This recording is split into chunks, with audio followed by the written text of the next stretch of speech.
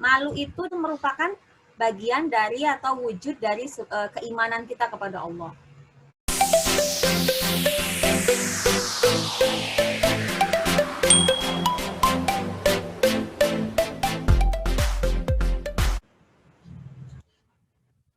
Bismillahirrahmanirrahim. Alhamdulillahirabbil alamin.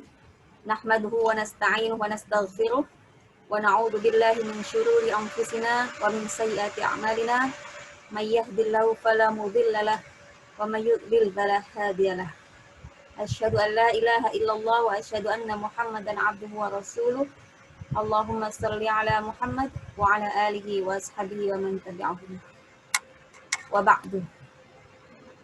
Segala puji bagi Allah yang masih memberi kita nikmat iman, Islam, taufik dan hidayahnya sehingga kita masih diberi kesempatan untuk melakukan kebaikan, menuntut ilmu bersama-sama. Semoga ini bisa menjadi salah satu jalan kita mendekatkan diri kepada Allah. Amin Allahumma amin. Yang kedua, sholawat dan salam tidak lupa kita haturkan pada Rasulullah Shallallahu Alaihi Wasallam. Semoga nanti kita mendapatkan syafaatnya atas izin Allah di hari akhir. Amin. Baik, kita lanjutkan kajian kita hadis Arba'in Imam Nawawi ya. Sekarang kita sudah sampai pada hadis yang ke-20, yaitu tentang keutamaan sifat malu. Kita baca dulu hadisnya. An Abi Mas'ud Uqbah bin Amr al-Ansari. Dari Abu Mas'ud Uqbah bin Amr, sahabat ini adalah sahabat dari Al-Ansari ya, dari Ansar Al-Badri. Radhiyallahu an, semoga Allah meridai sahabat ini. Qala, beliau berkata, qala Rasulullah sallallahu alaihi wasallam, Rasulullah sallallahu alaihi wasallam bersabda, inna sesungguhnya mimma dari apa-apa yang adroka didapati atau diketahui oleh an-nasu manusia min kalamin nubuwah dari perkataan kenabian al-ula yang terdahulu adalah perkataan ini. Idza lam tastahi, jika kamu tidak malu, fasna' ma syi'ta, maka berbuatlah sesukamu atau apapun yang kamu mau. Rawahu Bukhari. Jadi hadis ini mengatakan bahwa sebagian dari yang diketahui ini dari dulu sampai sekarang sebagai ajaran kenabian itu adalah tentang malu. Jadi malu itu adalah warisan ajaran dari para nabi-nabi yang terdahulu. Nah, kalau ini merupakan warisan dari nabi-nabi terdahulu sampai sekarang, berarti ini adalah sesuatu yang sangat penting. Jadi malu itu merupakan sesuatu yang sangat penting. Bagaimana kita tahu kalau ini adalah warisan ajaran dari nabi-nabi yang terdahulu? Ya bisa jadi itu dari sejarah begitu ya, dari misalkan dikabarkan orang tuanya mengabarkan ke anaknya kemudian sampai di masa Rasulullah, atau bisa juga melalui wahyu begitu ya, bisa di dalam hadis seperti yang ini dia dalam hadis, bisa juga di dalam Al-Qur'an misalkan cerita atau ajaran tentang yang tertulis di dalam suhufnya Musa misalkan. Jadi itu melalui diketahui bahwa itu ada ajaran itu pada zaman kenabian sebelumnya melalui wahyu begitu. Nah, malu itu dikatakan dalam hadis Nabi gitu ya. Ini sesuatu yang penting, itu merupakan bagian dari atau wujud dari keimanan kita kepada Allah. Dilihatkan dari dalam riwayat Muslim gitu ya, al-imanu, keimanan itu atau iman itu bid'un wa sab'una. Ada 70 au bid'un wa sittuna atau 60 syu'bah cabang. Artinya ada banyak gitu ya. Ada banyak cabangnya. Fa'afdaluha, yang paling utama dari iman itu adalah, karena saking banyaknya tadi, jadi yang paling atas gitu ya, adalah qaulu la ilaha illallah, yaitu ucapan atau kalimat la ilaha illallah. Nah, inilah yang disebutkan bahwa pahalanya ini memenuhi langit dan bumi.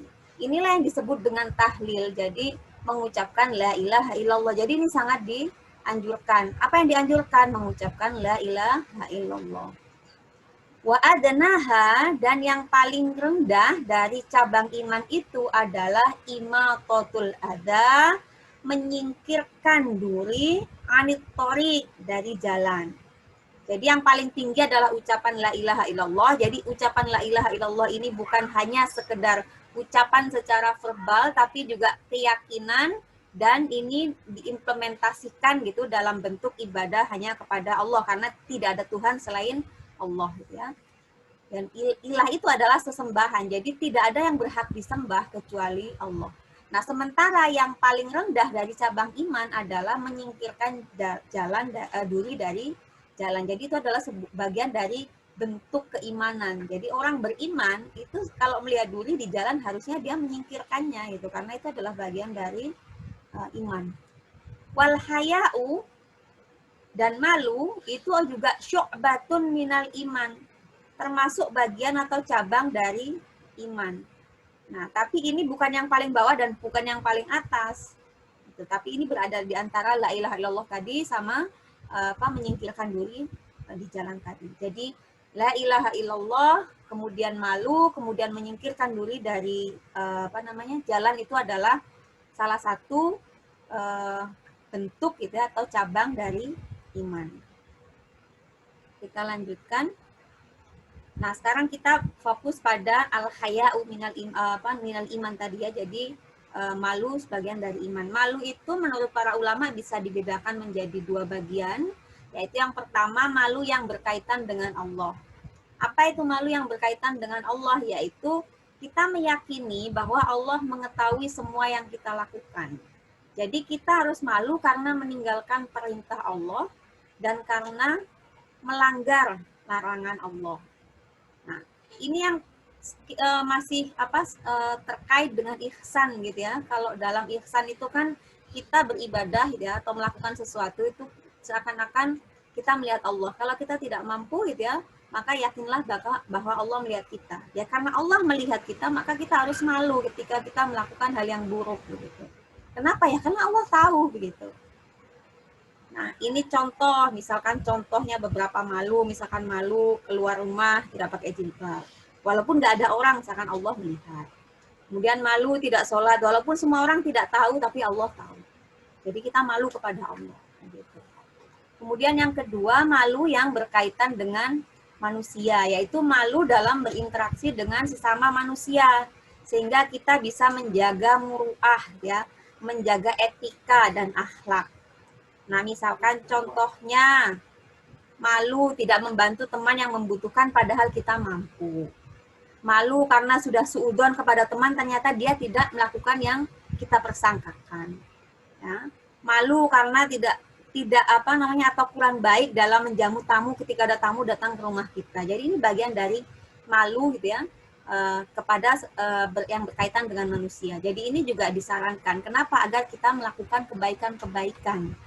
Baik kepada Allah ya, seperti yang hadis yang sebelumnya ya, di 19 jagalah Allah, termasuk ini ya, malulah kepada Allah gitu ya. Caranya seperti apa? Dengan melaksanakan perintahnya, karena malu kalau tidak melaksanakan perintah Allah. Kenapa malu? Karena Allah tahu ya. Kemudian kita malu juga terkait dengan hubungan kita dengan manusia yang lain, agar kita bisa berakhlak baik terhadap manusia yang lain. Misalkan tidak suudzon, karena kita nggak tahu itu, jangan-jangan dia tidak begitu.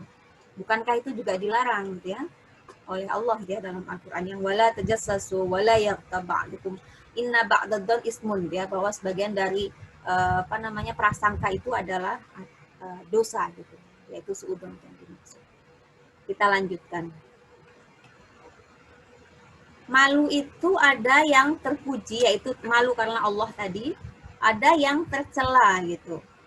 Nah, yang terpuji itu yang seperti apa ya? Yang terpuji itu adalah malu dalam hal kebaikan. Misalkan malu karena belum bisa lepas dari bank ribawi gitu ya, ya kita berusaha begitu ya. Ini saya juga belum bisa lepas gitu, karena gaji misalkan masih masuk situ, tapi kita berusaha gitu. Nah kemudian malu karena auratnya terbuka, itu juga bagian dari malu yang terpuji.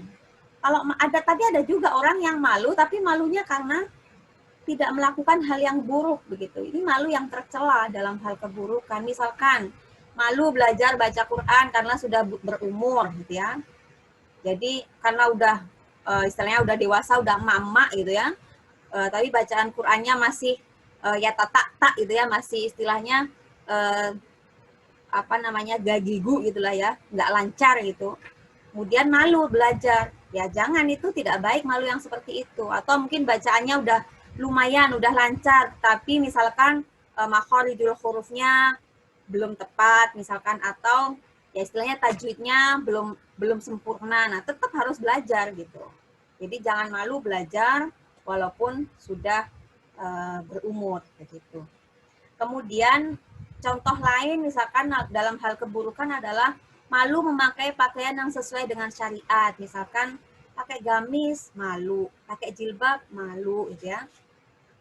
Nah, itu walaupun ya aturannya itu adalah misalkan menutup aurat, misalkan, tapi kan dalam beberapa hadis dikatakan gitu ya, bahwa yang lebih disukai adalah yang seperti ini. Misalkan kalau perempuan ya yang panjang, gitu ya. Kemudian yang tidak membentuk tubuh. Nah, malu, misalkan malu tidak memakai pakaian yang seperti itu, nanti diomongin orang kuno lah dan lain sebagainya, itu juga malu yang tercela atau malu yang tidak terpuji. Kita lanjutkan. Rasulullah bersabda, al-haya'u la ya'ti illa bi khairin. Jadi malu itu tidak mendatangkan sesuatu melainkan kebaikan semata-mata. Jadi malu dalam hal tadi ya, malu karena Allah ya, malu dalam malu yang terpuji, itu hasilnya itu tidak ada yang buruk, semuanya pasti baik.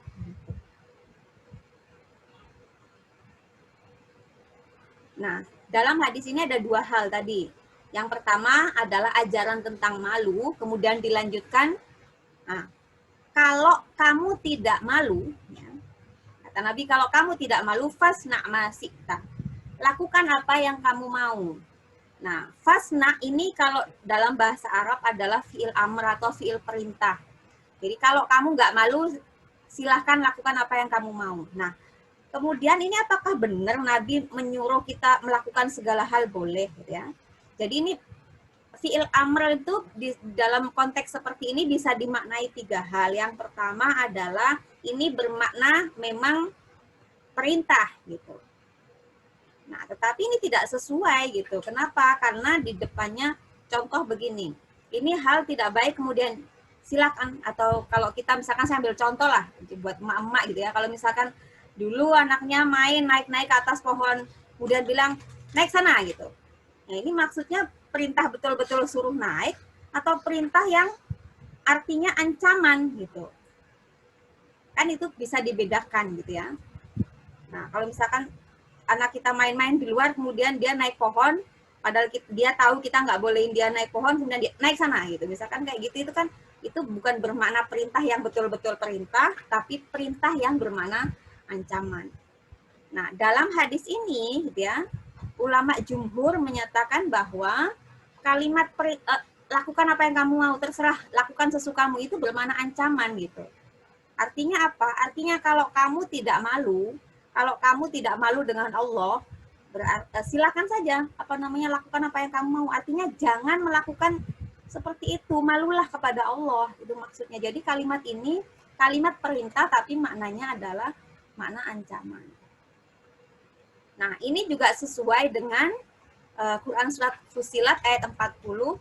Allah berfirman, "I'malu, lakukan masyi'tum, apa yang kamu mau. Innahu, sesungguhnya Allah, bima ta'maluna basir, mengetahui apa yang kamu lakukan." Jadi Allah bilang, terserah, lakukan apa yang kamu mau, aku tahu itu. Nah, itu kan artinya bukan, kalau istilahnya kalau orang Jawa bilang itu digugu gitu ya, digugu, dilulu itulah. Sebenarnya nggak boleh, tapi pakai bahasa ya sudah sana silahkan, ya udah terserah gitu ya. Ya udah ya udah sana main gitu kan. Nah, jadi seakan-akan tidak peduli begitu. Jadi perintah di sini bermakna ancaman, bukan bermakna memang kita disuruh terserah gitu ya. Nah, kalau dalam hadis lain, seingat saya, misalkan ada seseorang yang berbuat dosa begitu ya, kemudian bertaubat kepada Tuhannya, ya, kemudian dimaafkan gitu ya, karena Allah Maha Pengampun ya, Maha Pengasih dan Penyayang. Kemudian dia berbuat dosa yang sama lagi, kemudian dia bertobat lagi, kemudian dimaafkan lagi, sampai kemudian dia melakukan dosa yang sama lagi, yang ketiga, kemudian dia bertobat lagi, kemudian Allah mengatakan wa'mal masya'a gitu. Jadi terserahlah dia mau apa gitu. Jadi itu juga bagian dari ancaman. Artinya apa? Ya sudah, kamu silahkan melakukan apa-apa itu gitu ya. Tapi belum tentu aku akan kabulkan ketika engkau bertobat. Kenapa? Ya karena sudah sekian banyak kali itu melakukan hal yang sama. Kita lanjutkan. Nah, saya ingin sedikit gitu ya membahas tentang perempuan muslim dan rasa malu. Jadi dalam satu hadis diceritakan gitu ya. Ini hadisnya, sebentar, hadisnya di bawah. Saya mulai dari ayat Quran dulu. Jadi dalam Al-Qasas ayat 25 ya diceritakan tentang seorang perempuan gitu ya yang merasa malu ketika bertemu dengan Musa. Jadi dikatakan faja'athu ihdahuma. Kemudian datanglah kepada Musa salah seorang dari kedua wanita itu setelah ditolong oleh Musa memberi minum hewan ternaknya ya. Tamshi ala stihyain. Jadi perempuan ini berjalan dengan malu. Qalat, kemudian perempuan ini berkata, inna abi, sesungguhnya ayahku, ya, bapaknya itu menurut para ulama adalah Nabi Syuaib, yada'uka, mengundangmu liyajziyaka untuk memberikan balasan ajroma saqaita lana, memberikan balasan terhadap kebaikanmu memberi minum hewan ternak kami.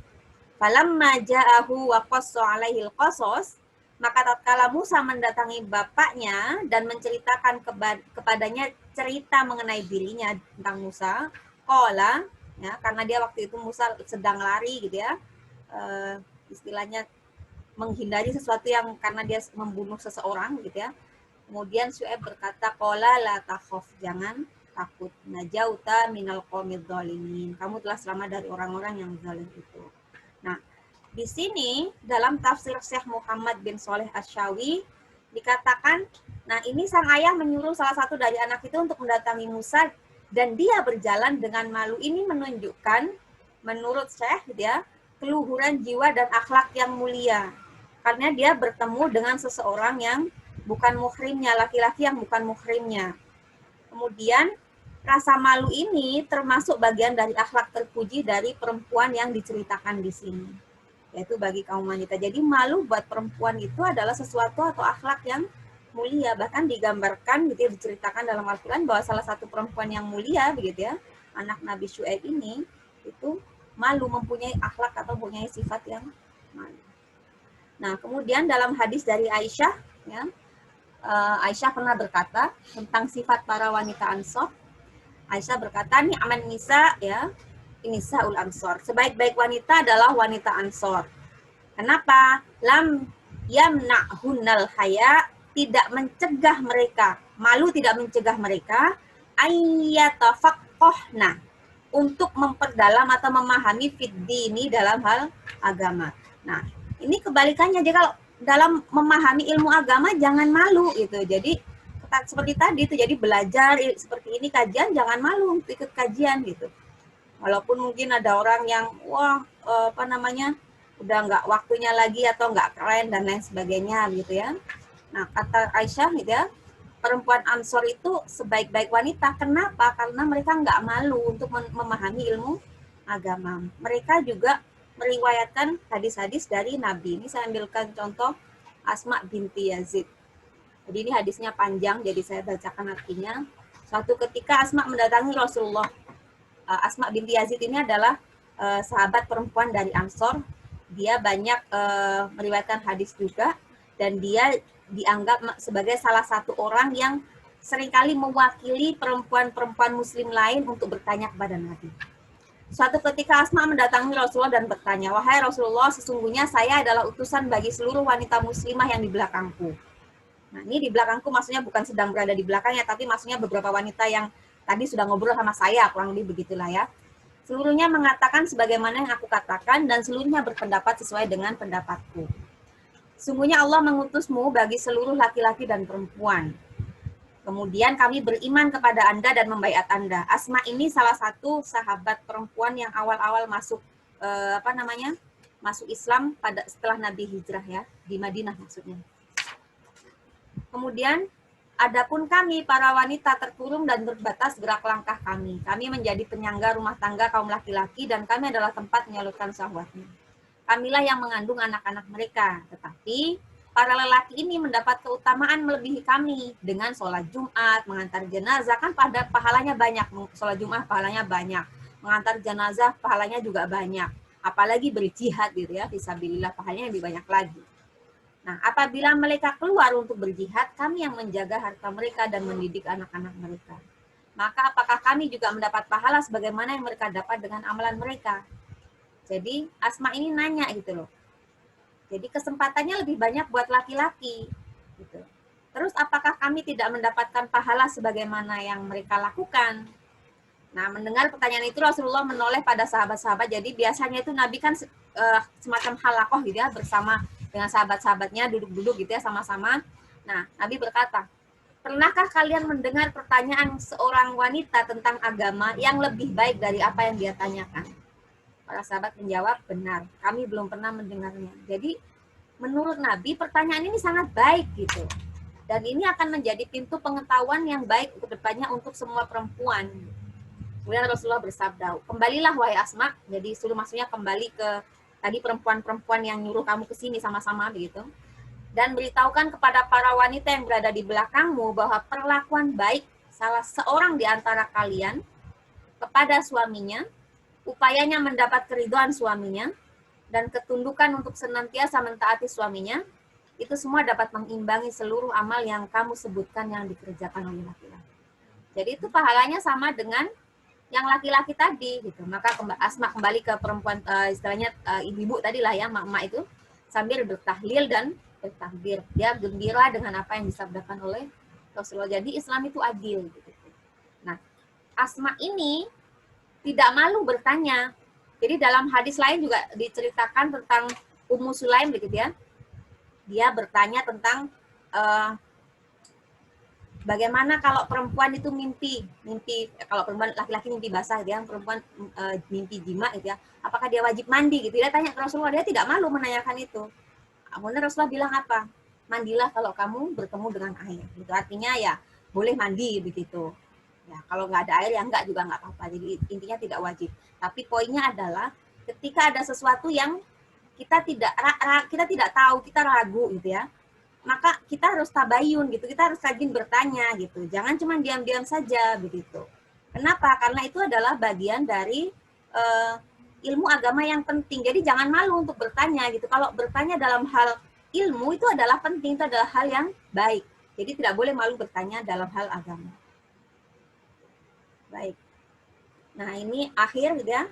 Jadikan malu sebagai penjagamu dari api neraka. Ini bukan hadis, ini saya ambil kesimpulan dari yang tadi, gitu ya, bahwa ini bagian iman. Jadi iman itu nanti insya Allah iman kita, keimanan kita dari la ilaha illallah, kemudian malu sampai menyingkirkan diri dari jalan, itu adalah bagian dari wujud keimanan kita kepada Allah yang insya Allah akan menjauhkan kita dari api neraka.